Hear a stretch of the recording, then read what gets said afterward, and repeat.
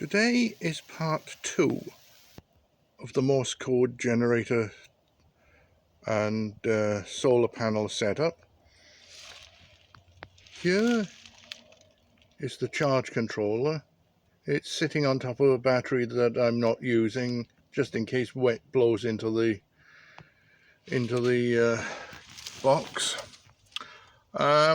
If you notice, this is a totally different charge controller because the other one caught fire. Okay, there we go. There's the battery, all set up and ready in use. I was quite surprised to find it only had 12.49 volts in it, given that it's got a date of 9/22.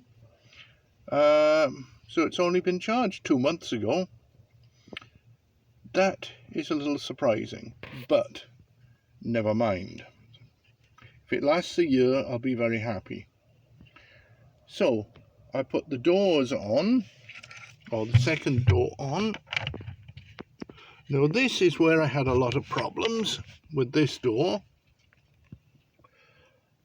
I had a Harbor Freight. Let's close this door as well. There we are. Now let me get up and I can show you all this lot. There we go. And that looks pretty darn good. While I was at it, I rewired the stuff in here. So now I have 2 cables going up there. One is not in use, but one will soon be in use. And while I was talking about the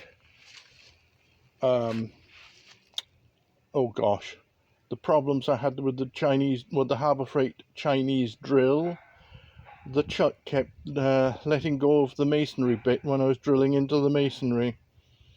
So that was a bit of a challenge. Actually, I've had 3 failed Chinese items. I'll talk about those in the next video. So this has been Zayford Beeblebrox, and it has been another British Tech Guru production.